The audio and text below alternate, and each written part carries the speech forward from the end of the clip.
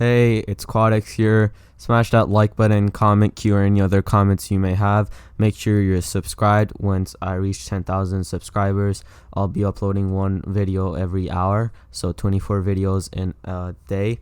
If this video gets 500 likes, I will make the next part longer. Get my Instagram to 400 followers. The link to that will be in the description. If that gets to 400 followers, I will have a poll for what series you guys want a 1 hour video on. Let's get into the story. Roll the intro.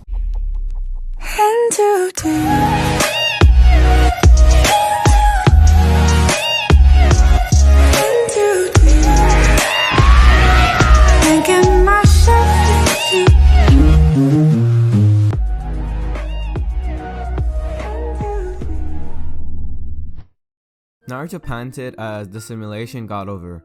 His opponent lay beaten before him. It wasn't tough, but it wasn't easy either. A wave of satisfaction passed over him as he went through the fight in his head. This time he had managed to inflict most of the bruises onto his opponent instead of himself. His opponent was crafty, and his fighting style was something Naruto had never seen before. He fought almost like he was dancing, waving around in circular patterns. His hands were almost always on the ground and kicks were inverted. The force behind it increased with each maneuver. However, Naruto was able to find the weakness of this style. As offensive as it was, only evasion tactics were used by his opponent to escape his attacks. There weren't many blocks, so the upper body's only way to get hit is to keep moving in an aerobatic way. Naruto, however, was able to land a few attacks before getting annoyed. His opponent's pattern were too erratic to find an opening and exploit it at the same time, so Naruto himself improvised. An opponent with a style like that can be dealt with many ways, but the option that stood out the most to Naruto was the use of brute force. Up until now, Naruto had only attacked the opponent. However, Naruto enhanced his fist with chakra and punched the ground hard. The force behind it was not what Naruto expected it to be. A few cracks spread around the impacted area, but the force was enough to make his opponent stumble just for a moment. Just what Naruto needed. In a flash step, he appeared before the attacker and slammed his fist straight into the stomach. The human body isn't strong enough to withstand the amount of force that Naruto put in the punch. Added with the fact that the last punch was enhanced by the blazing hands and his opponent was out for the count. Naruto flashed into his apartment, groaning and looking forward to a hot shower after the session. He was to start his summoning training from Monday, so that was something to look forward to. He took off all his clothes and grabbed the towel from the rack, entering the bathroom and closing it. He sighed in relief as the hot water poured over him, washing all the grime and dirt from his body as well as soothing his muscles. He stood there for over 20 minutes, after which he turned off the shower, wiping the water off him and tying it at the waist. Exiting the bathroom, he shut the door and paused for a moment before turning around, eyes narrowing. After a moment, he sighed and relaxed. He proceeded to get dressed and eat dinner before retiring to sleep. He failed to take note of the crow perched on the lamppost outside his apartment, an ominous Sharingan in its eye socket. Yo, you ready to learn the awesomeness that is summoning? Jiraiya questioned loudly, grinning like he knew something Naruto didn't. Naruto just stared at him in a deadpan. Jiraiya began to feel uncomfortable under the deadpan, coughing onto his fists in order to maintain his dignity. Alright, summoning is pretty simple, with a little amount of technicalities. The chakra requirements for each summoning differ greatly. Take me for example. If I put a large amount of chakra in the jutsu, I am likely to get a bigger and stronger summon, like a battle toad. Then, when I put a small amount of chakra, which is when I get a messenger toad, you will have to adjust accordingly to your summons, he explained. Naruto had to admit that whenever Jiraiya was serious, like it was actually possible to see how intelligent he was. Nodding to Jiraiya, Naruto bit his left thumb, allowing blood to come out. He then went through the hand seals and slammed his hands underground, pumping a little more than a quarter amount of his chakra. Kaichuyo no jutsu. While the sealing array spread out from beneath his hands, Nothing else happened. Naruto rose an eyebrow in confusion. Jiraiya noticed it and smirked. While not shouting out the name of your jutsu is admirable and very useful as a habit, this one is a special case. You have to verbally pronounce it. Naruto rolled his eyes at the exclaimed, Koichi no jutsu. In a large puff of smoke, it revealed that Naruto had managed to summon Takeshi, the boss of the foxes. The large summon easily towered over the entire forest they were in, providing a great view to Naruto, who stood upon the fox's head. Jiraiya was gaping at the gigantic summon that Naruto had managed to summon on his first try. Kami, I didn't know that foxes were this powerful. This guy could easily tower over Gamabunta, and that guy's size is no joke at all. How the heck did Naruto manage to summon him in the first try? And judging by the giant sword, this guy easily skilled in Kenjutsu. Naruto really did land the treasure with the fox contract, Jiraiya thought in awe as he continued gazing at the summon. Takeshi blinked when he didn't find any threat in front of him, so he addressed his summoner. Naruto-san. His voice snapped Naruto from his mental dance of victory. Ah, Takeshi-san. I was practicing the summoning jutsu to get used to using it in the future. Takeshi gave a sound of realization. I see. In that case, allow me to give you a little advice. Whenever you use the Kenkuchei no Jutsu, state what type of summon do you want to come to your aid. Battle summons are always on standby, so you don't need to state this for the battle summons. But I have to say, it is nothing short of impressive for you to manage to summon me at your age, he complimented Naruto. Naruto blushed at the praise and rubbed the back of his head, chuckling sheepishly. Thank you, Takeshi-san. And please, just Naruto is fine. Takeshi chuckled. Very well, Naruto it is. And don't hesitate to call me if things get difficult for you, Naruto. He dispelled himself after that, returning to the realm of the foxes. Naruto easily landed in a crouch beside stunned Jiraiya. What the hell, brat? Jiraiya almost yelled with wide eyes. Naruto gave him an innocent look. What do you mean? Jiraiya pointed a finger at him. Don't give me that look. How the hell did you summon the boss of foxes in your first try? Even I didn't manage to summon the toad boss on the first try. Naruto gave him a confused look. All I have to do is pump the chakra, and based on the amount you get the summon, right? I pumped a significant amount in the jutsu right now. Jiraiya had calmed a little from Naruto's explanation, but was a little curious too. Just how much did you put into it? Naruto shrugged. A little over a quarter of my chakra. Jiraiya nodded absent-mindedly, but then he really registered what Naruto said and whipped around to stare at him. Is he for real? A little over a quarter? Most people his age would have had chakra exhaustion trying to summon the boss, and they would still fail. But then again, his reserves are steadily being increased by the seal, so that's that, he thought speculatively. Well, brat, since you have shown that you can already summon the boss, we'll try to reduce the amount to see what you can get. Who knows, you might even get a personal summon of your own, Jiraiya suggested, mentally smirking when he saw Naruto's eyes lighting up at the words personal summon. Naruto grinned at the thought of having a fox partner. That'd be so cool. He ignored Kurama's grumbles of, I'm right here, and cut his thumb, flashing through the hand signs and slamming his hand on the ground. Kuchiyoso no Jutsu. A burst of smoke revealed that he had managed to summon a white fox with black markings on its upper body. Standing up to Naruto's waist, it had a white tail swaying lazily behind it while it peered up to Naruto with curious green eyes. Who are you? Its tone, a soft tenor, held a hint of curiosity mixed with cautiousness. Naruto grinned and pointed towards himself with his thumbs. I'm Uzumaki Naruto, the newest summoner of the Kitsune. Nice to meet you. He watched as the fox's eyes brightened up and almost laughed when the fox introduced itself in a similar manner, pointing towards itself with its opposable thumbs. You're the newest summoner. This is awesome. My name is Raiden, the second son of the boss of the Kitsune and the most awesome Kitsune ever. Pleased to meet you. Man, Naruto had to stop himself from glomping the fox because his voice was so damn cute. Naruto laughed at Raiden's introduction and said, Pleased to meet you too, Raiden. You're actually the second summon I've summoned, you know? Raiden frowned. The second? Who's the first? Naruto smiled proudly. Why, your father, of course. Raiden's eyes widened. You managed to summon my father? You must be really strong then. Naruto just closed his eyes and nodded, enjoying the moment and completely ignoring Jiraiya, who was gaping at the both of them.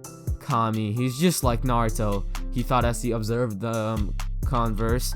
Raiden seemed to come to some realization as he tugged at Naruto's lore, gaining a curious look from the boy. Naruto, do you know what this means? You summoning me? His voice seemed to grow with excitement as he voiced this question. Naruto raised a confused eyebrow. No, what does this mean? Raiden shook his head with wonder.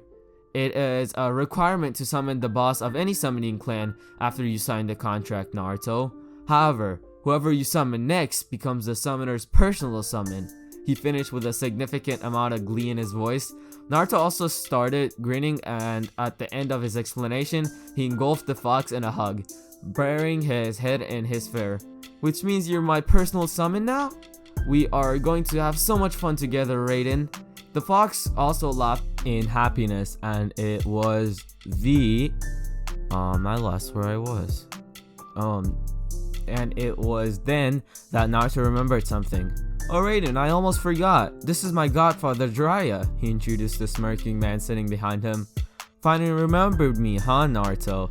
You the Toad Sage. Raiden's whisper had the unmistakable feeling of awe. Jiraiya grinned and exclaimed, Indeed I am. Raiden began to shake in excitement.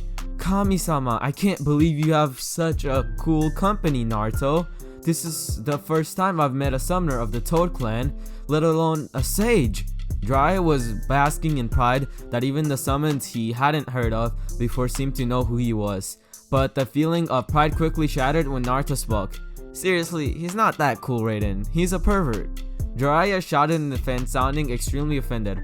Wrong! I'm a super pervert. However, Raiden shook his head, amused by the antics of the large man.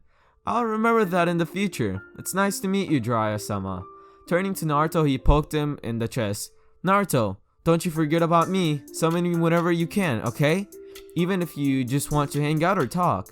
I've been told I'm a great listener. Naruto smiled and nodded, rubbing Raiden's head. Raiden then dispelled himself back to the summoning realm. The next 2 weeks were spent like the first week. Since Naruto already had an excellent grasp on his summoning, so they spent the next 2 weeks speeding up his taijutsu and adding jutsu to his arsenal. Naruto had learned 4 more jutsu, 1 jutsu for each of his affinities, and had improved his fighting speed considerably. For lightning, he had learned lightning style, lightning beam technique, a B rank jutsu. He had found this jutsu in the Naidame's library.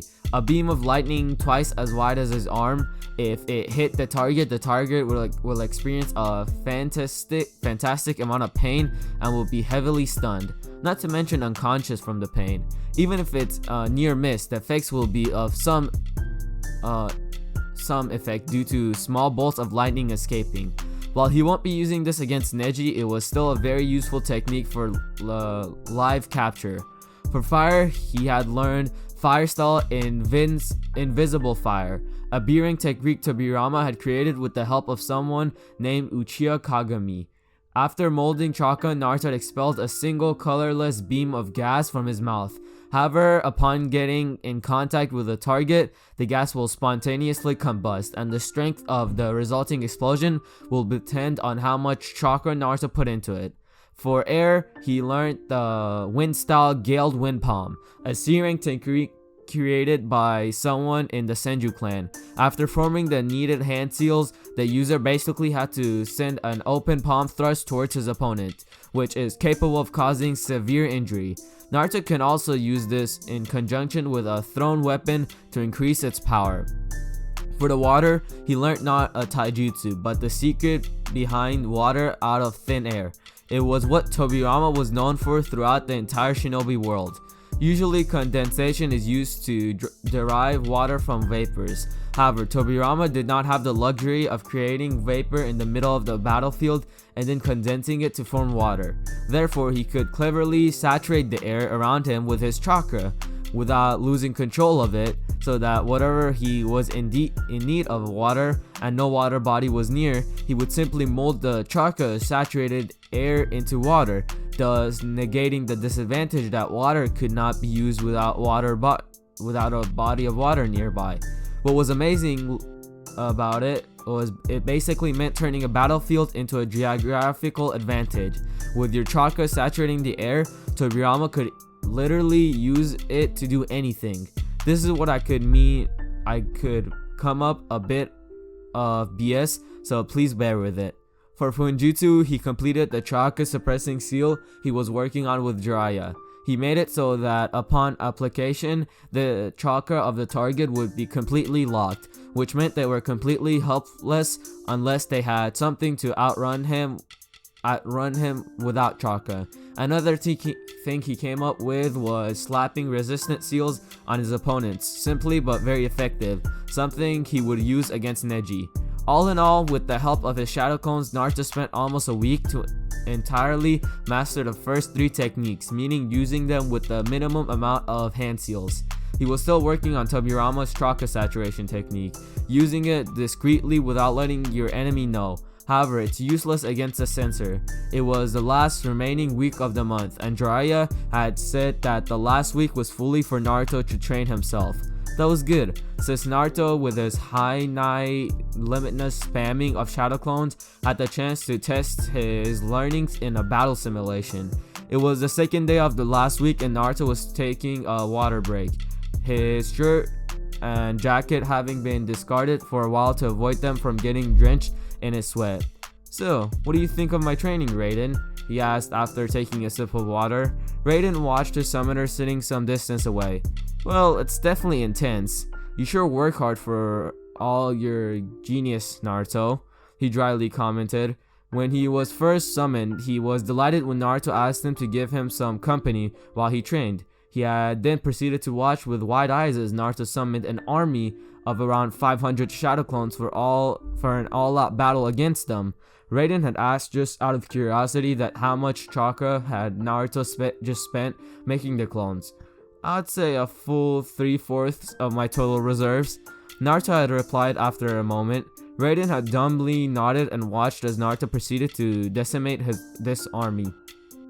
He had paid close attention to what Naruto had said and was doing some mental calculations. If Naruto spent a whole 3/4 of his chakra, that meant he would be close to light chakra exhaustion if he spent any more.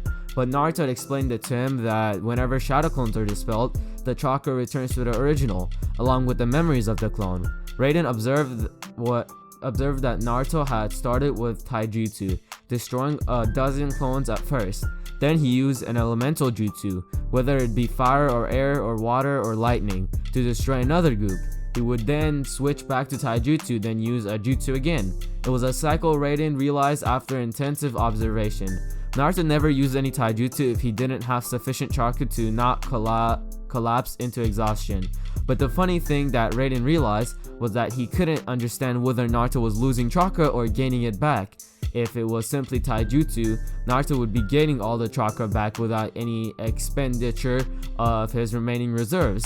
But since he occasionally used a jutsu, it was hard to determine. In the end, he just presented Naruto with his theory and asked his opinion for it. Naruto thought for a whole 5 minutes and then replied, "I'll put a pin on it, but I'm thinking about it now."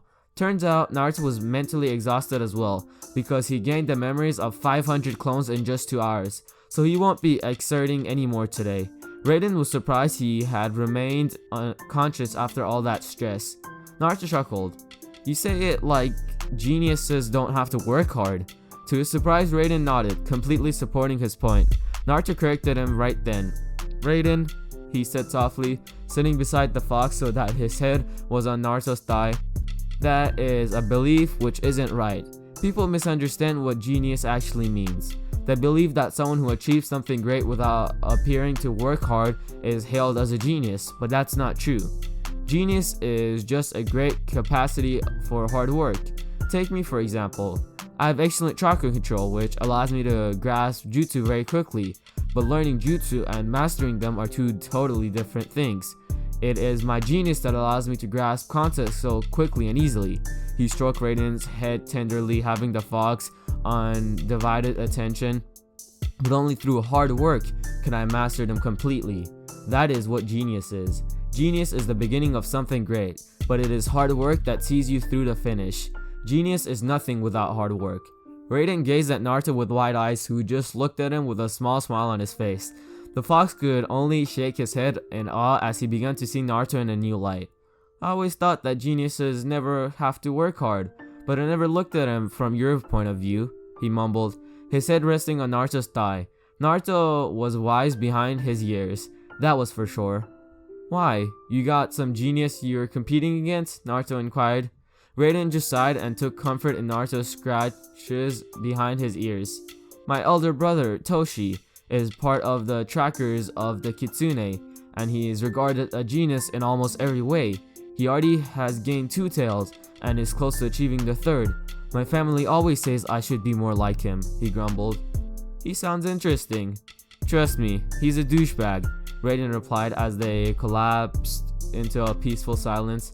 While Naruto wanted to say something, he kept quiet, not wanting to interfere in what was clearly a family matter. Raiden, on the other hand, was thinking about what Naruto had said. If what he had said was true, did Toshi really work that hard to be where he was? Was he just seeing the tip of the iceberg? More importantly, if hard work was the key, was he not working hard enough? The questions plagued his mind for a while as Naruto kept scratching his ear. So lost in their thoughts they were that they didn't even notice the presence behind them. The sunset looks really beautiful from here, a female voice commented from behind them. The reactions were instantaneous. Instantaneous. I don't know why I struggled with that. Raiden was on his hind legs on an instant, taking the offensive stance of the Kitsune fighting style. A snarl displayed his sharp teeth.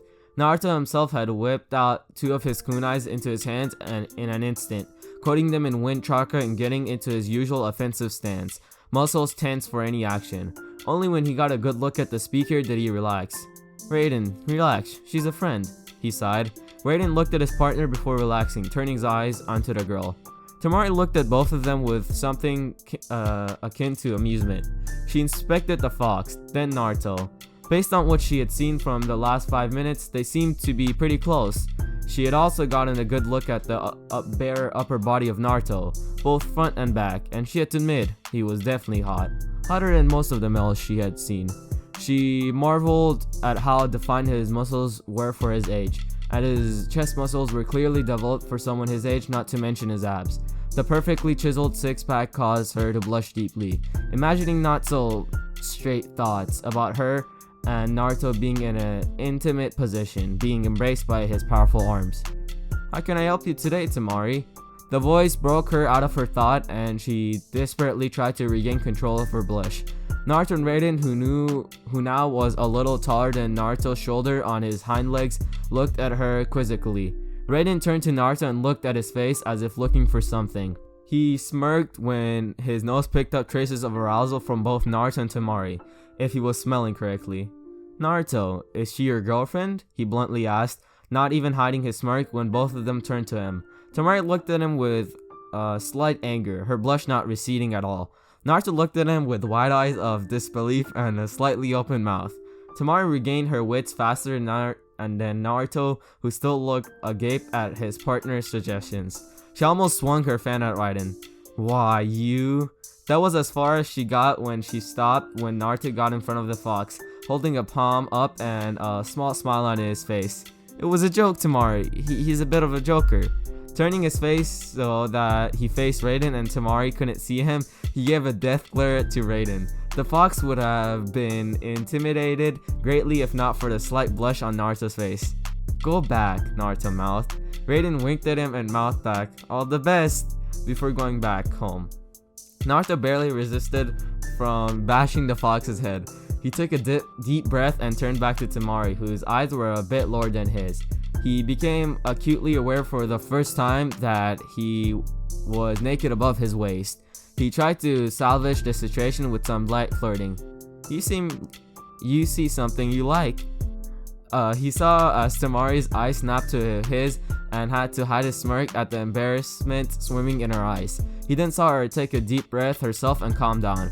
She then smirked and replied in the same light flirting tone, "Don't mind if I do, and it's quite a sight." She kept her smirk from widening when she saw him look away. Naruto decided to address the situation. "So, any reasons why you're here?" He walked towards his t-shirt and jacket. He quickly got dressed and faced her, arms folded. She put a hand on her hip, her smirking turning into a smile. "I just wanted to say hi. Nice job in the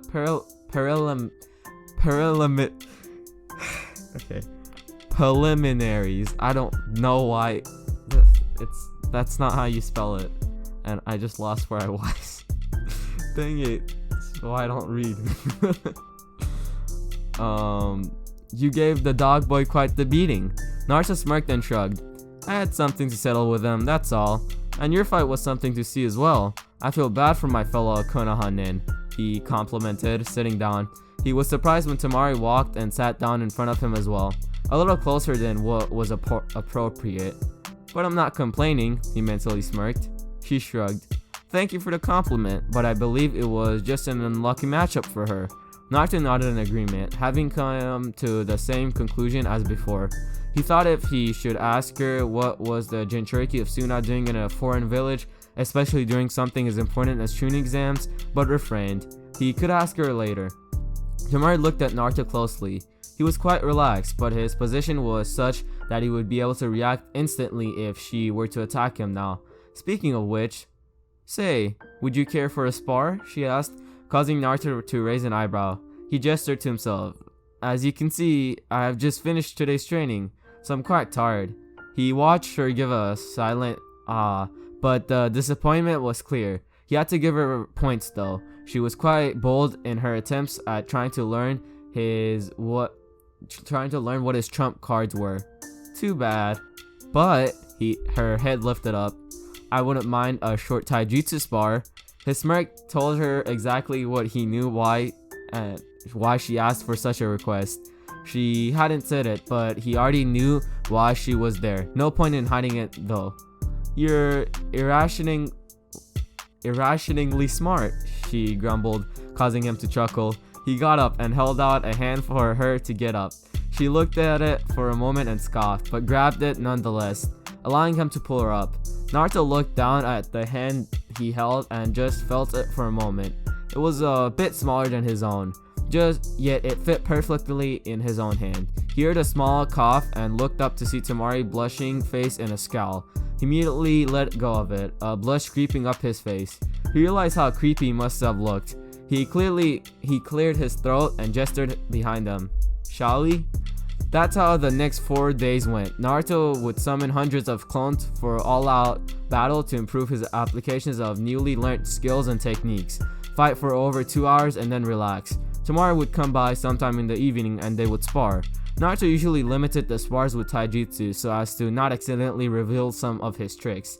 Temari had caught on as well and didn't protest at all, preferring to keep her tricks a secret as well. They would make small talk after the spar, and then Naruto would offer to escort her back, but she would playfully refuse every time. Naruto always thought that she was being observed, which is why she refused every time. She didn't want to be seen getting too friendly with a Konoha-nin. Today was Saturday, and so Naruto planned to hit the simulation room one last time before the Chunin finals. He had already completed till the 5th level, each time more difficult than the last, but every level gave him ideas on where to improve, which he practiced all week and applied it onto the next level. So this is why Naruto was at the apartment right now, sitting on the floor of his bedroom and looking at the 30 kunai in front of him. He had already imprinted the seals on the handle of the 3-pronged kunai. One was the jutsu shiki for the Hiraishin, and the other was the seal he had developed so that the kunai could be stuck on the surface of water as well, allowing him to use them in the area where water bodies were. "You seem to be thinking something about last night, Naruto," Kurama commented from within. Naruto kept gazing at the kunai as he replied, "Last night, I can't figure out why they were doing this. flashback. Okay guys, that's where I'm gonna end it. I hope you've all enjoyed, and I'll see you all in the next part. Bye. Oh yeah, if you're wondering why this one was longer, it was because you guys managed to reach 500 likes. Bye. Wanted a bitch who was on the move, but you on a goddamn late. Got that one in my bed and she just wanna sleep. Fucking up all of the sheets. She only wake up to eat. Do this shit every week. Like why you do that? Crying you wanna be great, but sleeping until the next day. Why you do that? Don't got that much in the bank. We go out, she order the steak.